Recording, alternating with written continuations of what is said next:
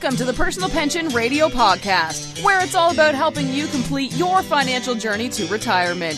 Discover time-tested strategies and get unconventional insights into wealth building and retirement that actually work. Break away from the herd and go for the retirement you dream of. And now, here's your host, the income engineer, Kraig Strom.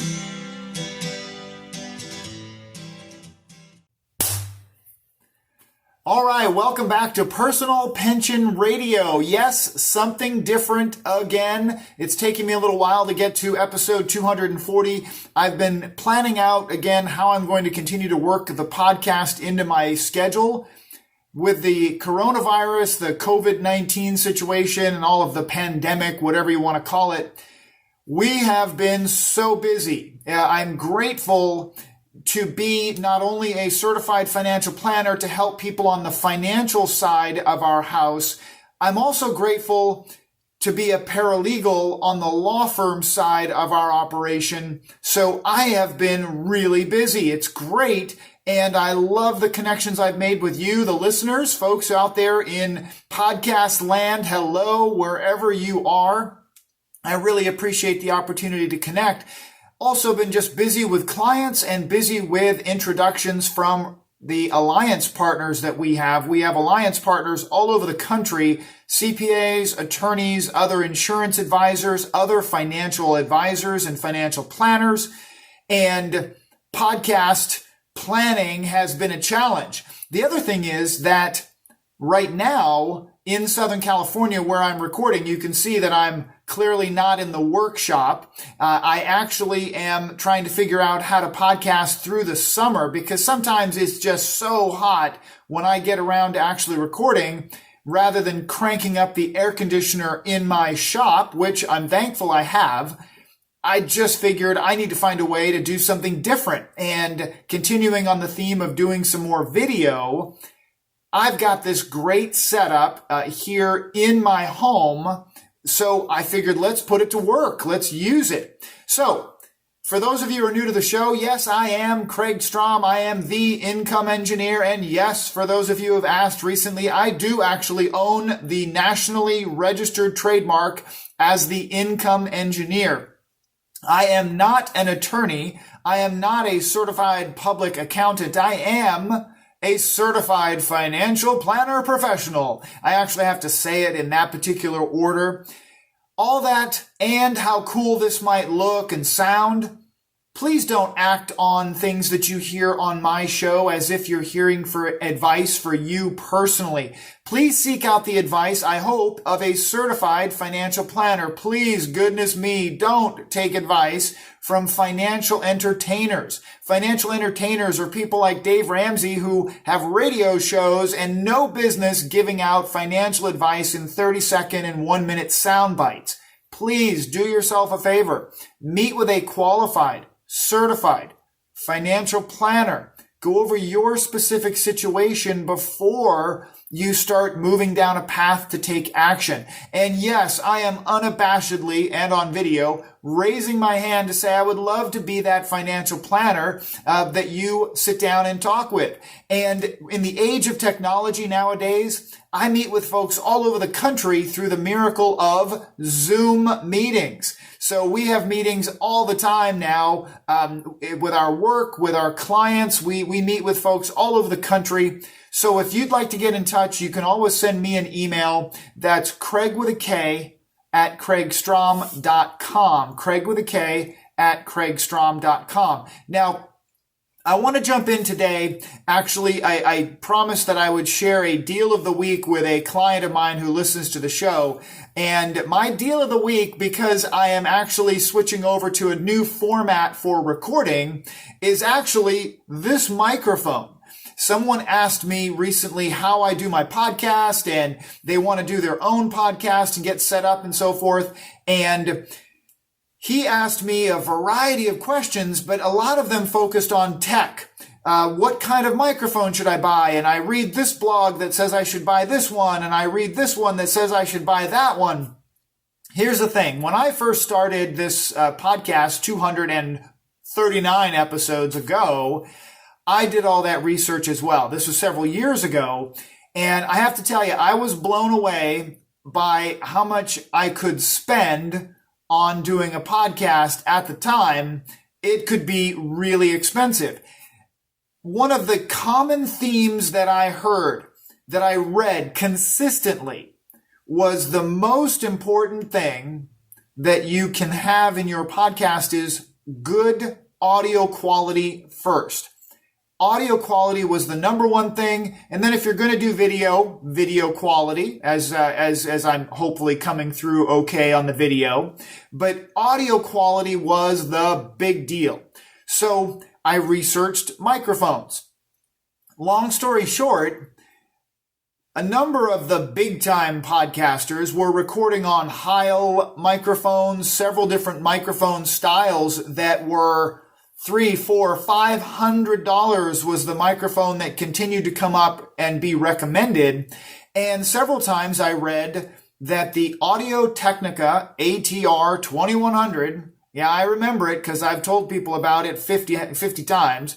The Audio-Technica ATR 2100, this microphone right here, was on sale, Amazon.com, with a variety of accessories, the windsock. It came with other things that I don't actually use. And I bought this boom arm that isolates the microphone to keep it from transmitting any vibrations when I move the boom. All of that, $75.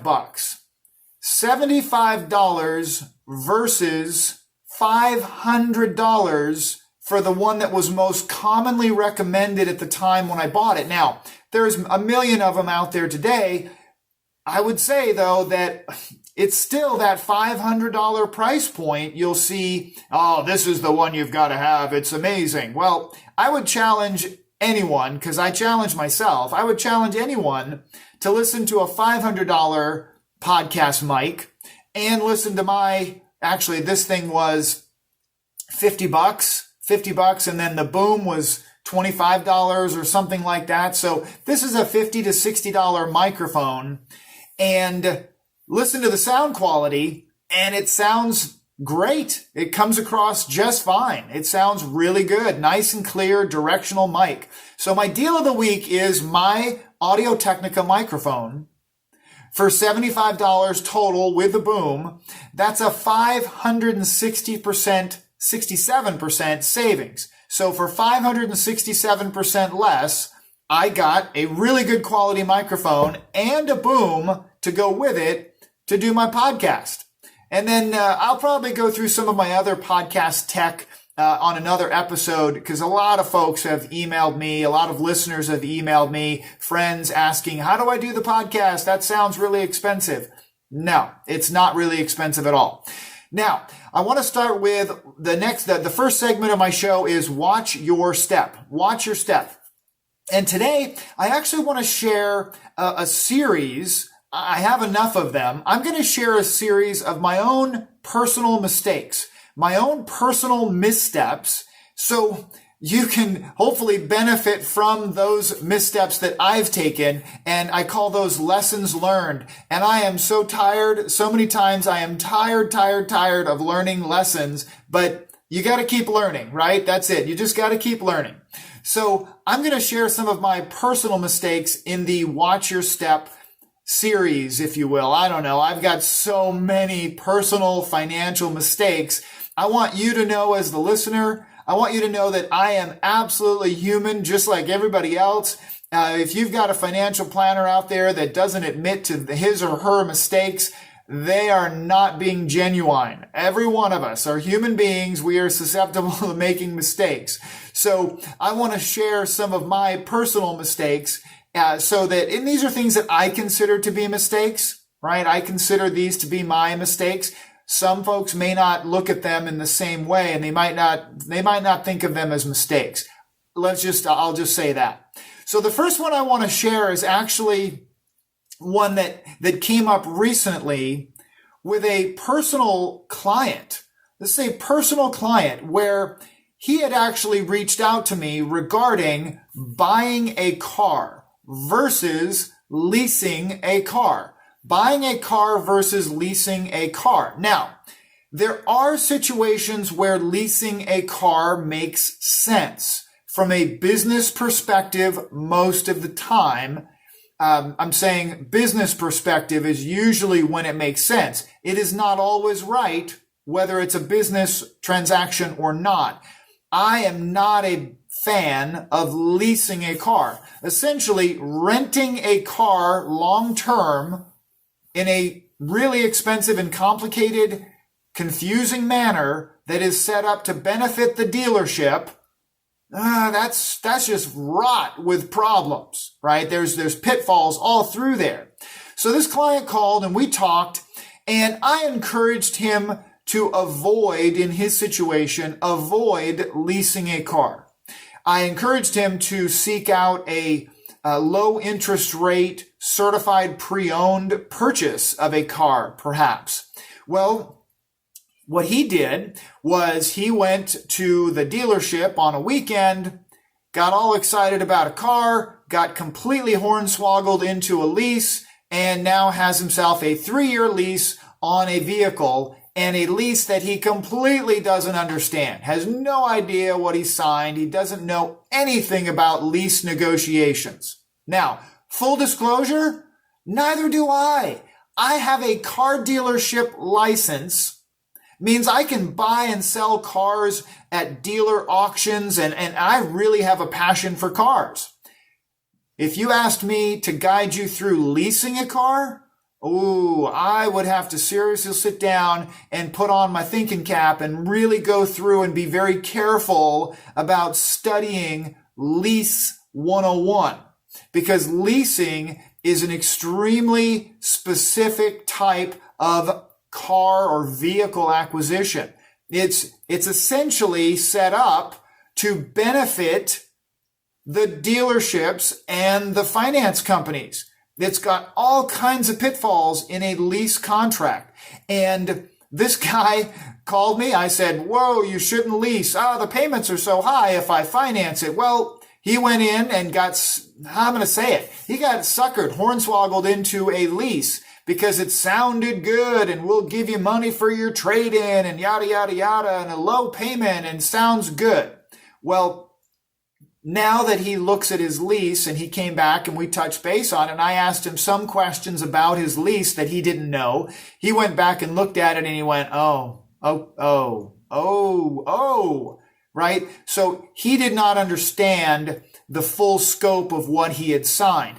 Now, I mentioned that this is my personal mistakes section of Watch Your Step, and that's exactly what it is, because the second vehicle purchase of my life, long time ago when I was young, I did the exact same thing. I went into a Honda dealership, Norm Reeves Honda in California, and I got so sold into a lease on a Honda Civic LX. The lease is full of things that you can negotiate. That's the part that most people don't understand.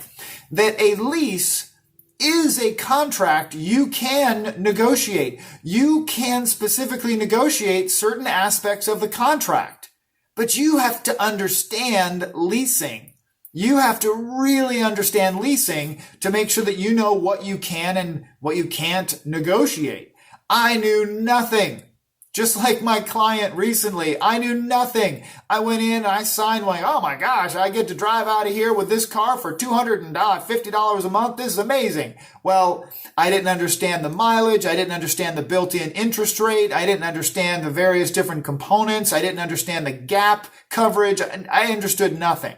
The lease turned out to be a terrible, terrible thing. And I ended up having that car like a weight around my neck for a number of years beyond the lease because it was so terrible. It was good for the dealer, terrible for the actual customer. So my first watch your step is if you're going to purchase a vehicle, remember that leasing a vehicle is not purchasing a vehicle. It is essentially renting a car. and it could be an extremely expensive rental. If you're the type of person who really likes to have a new car every 2 to 3 years, you want to keep that look and that image, and maybe you want to run it through your business as an expense, leasing can work. What I would encourage you to do, though, is Google it. Really Google it. You can actually go to YouTube, and there are some really detailed videos from car experts on how to negotiate a lease on a car. Learn that and negotiate the lease. Now, one really important thing that I would encourage you to always remember, whether you're buying or leasing, is negotiate with the dealership on the price of the car first. Do not negotiate whether you're financing, paying cash, or leasing. That is not your first negotiation. Your first negotiation, number one priority, is to settle and agree on the sale price of the vehicle regardless of how you're going to buy it. And then you talk about maybe a trade-in. Never bring up the idea of a trade-in until you have settled on the actual purchase price of the vehicle. Then talk about trade-in, then discuss lease, then discuss finance, now that you've settled on the established value of the vehicle.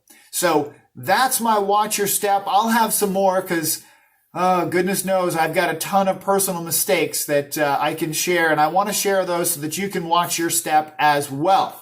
Now, listener question actually came in, but before I do that, last time I had tons of questions. I had tons of questions about living trusts and powers of attorney and estate plans and what's it all mean. I went through a pretty deep dive in episode 239 on the last episode. If you have questions about living trusts and wills and powers of attorney and which is which and why should you get this or that, please listen to episode 239 and send me an email anytime, Kraig@kraigstrom.com. I am happy to help. And as a paralegal, I love that I can actually help take people through the estate planning process and get your wills and powers of attorney all done. It's truly one of the things that I enjoy about my work. Now, this time, Listener Jeff, hello, and thank you, Jeff, for this question. Listener Jeff said this. I'm going to read it off on my screen here behind the camera. He says, my parents own a cabin on a big piece of land in Northern California. Well, first of all, that's awesome. There's not too many big pieces of land available in California. So when I first read this, I thought, must be rustic. And of course, then he goes on to say this. It was passed down from my grandparents to my mom and dad, and they plan to leave it to my sister and I. It is very rustic, and the cabin is all original. So it sounds like it's been there for a long time. I have listened to your show for a long time, and I've heard you talk. Thank you, by the way, for listening. I've met a number of people on Zoom and email lately that have listened from very early days of my show. So thank you. The idea here is that the cabin has been around for a long time. This person says, I've heard you talk about protection. So Jeff says, I've heard you talk about protection as a first priority. I asked my parents about the insurance they have on the cabin, and I was surprised to find out that they do not have it insured at all. They have no insurance at all. My dad said that his parents never had insurance because it was paid for and they were not in a fire danger area. Okay, little side note for me. I did not know there was a place in Southern California or Northern California that wasn't a fire danger area. The sad running joke when people call me from, family back east and such is that yes, we are on fire, right? In California, we're on fire, and it wasn't riots. It was just the riverbed near my home is burning, or up near Los Angeles, up in the canyon is burning. We're always on fire. So sorry, that was just a little Southern California or California side note. So Jeff had said that his parents didn't have it covered because the house was paid for and it wasn't in a fire danger area, right? So I find that hard to believe personally on the fire damage area, fire risk area, right? But Jeff goes on to say this. It's kind of off grid, but do you think I should encourage my parents to get insurance on the property? Okay. Now that's good. Thank you, Jeff, by the way, for the question. This is an excellent question, and I've seen it sadly way too many times with something similar to this. So I'm going to share a story. This is a true story of my family, a personal experience just last year, just 1 year back in the summer. So my family, we went on vacation and rented a cabin on a lake in Maine, New England, where I grew up, and a set of stairs down in the basement, a set of stairs that was built by the homeowner, right? The person who owns the cabin built the stairs. So not a contractor, not a construction person, not a licensed fabricator of stairs, but the homeowner built the stairs. That's important because those stairs collapsed under my nephew. As my nephew went into the basement to bring in the trash, to put the trash down in the basement, keep it away from the raccoons and the minks and all the various critters that are out there on the lake, he crashed 3 feet onto the floor of this basement, surrounded by splinters, nails, metal, the water pump system. Thankfully, really truly blessed that he was not severely and permanently damaged. He had some major bruising, some pretty good cuts and gashes, but nothing that required him going to the hospital. He was really sore for a few days, but he was not permanently damaged. Had he been permanently damaged, had he been permanently injured, my sister would have no choice. She would most likely have to file a claim against these folks that we've rented a cabin from for years. These are friendly people. But if my nephew had been permanently damaged, ongoing medical, major issues, she would have had to sue. And if they didn't have the correct insurance, one of their primary assets worth nearly $300,000 is the cabin on the lake. And if they don't have proper insurance in that situation, my sister might end up owning the cabin on the lake, right? So now back to Jeff's question. Should he encourage his parents to get insurance on the cabin? I think you understand what I'm about to say is yes. Heck yes. Oh my gosh, yes. In California, we have a Homestead exemption limit that says that homeowners are exempt up to $100,000 of the value of their property is protected in the event of a lawsuit. $100,000, okay? So what is that? $100,000, right? So $100,000. If it's more than $100,000, let's say a civil liability or a claim, well, you're out of luck if you don't have the right insurance. So here's the example I want to give you.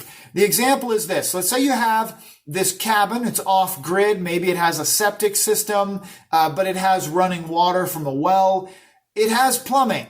So one day you need a plumber to come out and work on updating the pipes in a kitchen or a bathroom or whatever it might be, right? And that plumber falls through the floorboards. Old floorboards in an old cabin. It's a pretty heavy-duty plumber, and he falls through the floorboards.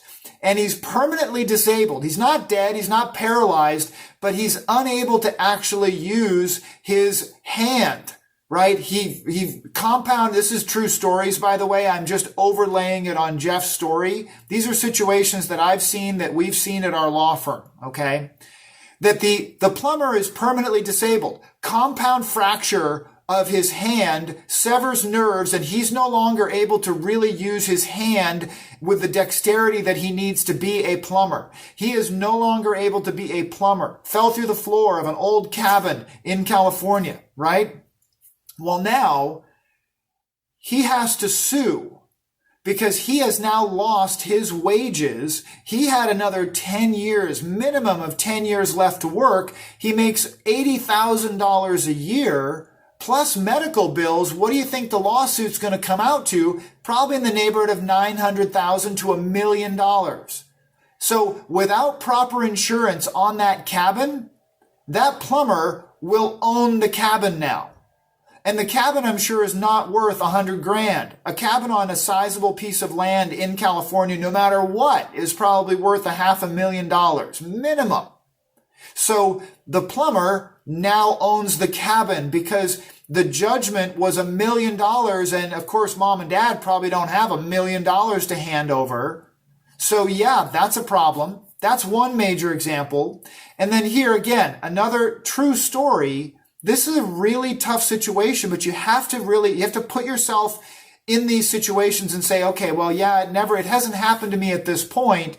It never happened to my grandparents. Okay, we got lucky so far, but will you and your sister, Jeff, be the ones to be lucky again for another 15 or 20 years? Who knows, right? But this is a situation where one of the grandchildren comes to the cabin for the weekend and brings a little friend. And so the little friend and the grandchild, they're out there playing in the old treehouse in the back field, and the treehouse collapses. And this time the injuries are severe. This time the injuries are really bad. And that little girl has got some major, major physical therapy. She's going to recover, but there's no timeline on how long it's going to take her to recover. She's had a pretty good head injury. She's not paralyzed, thank goodness, but there's going to be some serious physical therapy and long-term recovery. Once again, mom and dad of that little girl, the friend that granddaughter brought over to the family cottage, the family cabin, right? Nobody would have thought that could happen, but that little girl's parents have to sue mom and dad have a $100,000 limit on their homestead exemption for California. So guess what? That little girl's parents, they own the cabin, right? That's how it works. The judgment will be in favor of the plaintiff. They will then be forced to sell or basically turn over the house, the cabin, and then that little girl's parents will sell that cabin to help pay for her medical bills. That's how it works.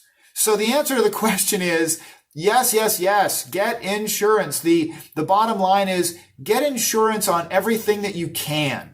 It is the least expensive, most efficient way for you to protect yourself in a let me get my words right, in a situation like this, right? Get insurance first. Bottom line, right? Successful doctor, story here. Successful doctor, no insurance on the motorcycles that he rides on the weekend. If he runs into somebody and injures somebody on his dirt bikes were not covered by any of his insurance policies, right?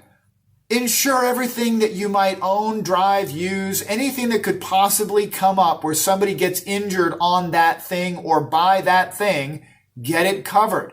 How's this one? CEO of a $20 million business here in California. Great, great all-American story where she started a business and she is just cranking it. Awesome. Well, guess what? The golf cart, she drives around her gated community on a golf cart. It's so cool. Everybody can say hi and wave at each other. It's great. Golf cart, not insured. If she ran into somebody, if she hurt a child, if she damaged something on her golf cart, and I say damage something like a person, she's not covered. Not at all. Her golf cart's not covered. Silly, but get it covered. How about this one? This was a final one, and then I'm going to wrap up with a quick reminder on Insurance 101. 30-year veteran CPA, right? She has had just a great run as a CPA, and one of her vacation / someday retirement planning ideas involves the houseboat that she keeps in Arizona.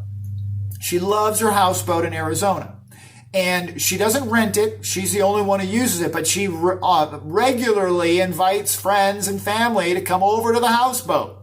Not insured. She hadn't really thought about it. I asked the question. I said, so you have your cars insured and home insured and your houseboat insured? And she got a little quiet. She said, I don't know if I have a policy on my houseboat. Oh my gosh. She has a policy on her houseboat now. Folks, insure everything you possibly can. And a quick reminder about insurance. Maximum liability available. That should be your first priority. Whatever the maximum available is. For example, on cars, maximum liability coverage is usually $500,000. $500,000. On your house, $500,000 is often the maximum base liability that you can get. Then make sure if you have a car, uninsured motorist should be at least $500,000. Uninsured motorist, at least $500,000. And then let's talk about deductibles. On your home, for example, would you really call the insurance company to file a claim if the repair on your home was going to cost $4,212? Gosh, I hope you don't call the insurance company for a $4,212 claim. Because if your state where you're listening to this is anything like California, if you file a claim twice on a property, it's very likely that your insurance company is going to cancel you. They do not like claims. I'm telling you, they're there to pay the claim and that's fine, but you really want to keep your homeowners and your auto insurance for the big ticket items, the big ticket situations where you really want that coverage. Okay. So if you wouldn't file a claim for less than $5,000 on your home, why not have a $5,000 deductible? If you have a $5,000 deductible, what happens to your premium? Your premium goes down. If you have a $2,500 deductible versus $5,000, ask your insurance carrier, what's the premium difference? You might really like that extra drop in premium. And go see another movie when we finally get out of lockdown, right? Get your deductibles right. And on your car, same thing. Why would anybody have a $250 deductible? I have encouraged some clients who have very expensive collections and really good cash in the bank, emergency money, to have $1,000, $2,500 deductibles on their automobiles. Business auto fleets, $2,500 deductible minimum. If you have a business cars, if you have a fleet of cars for business, maximum deductibles. You don't ever want to file a claim unless it is seriously necessary.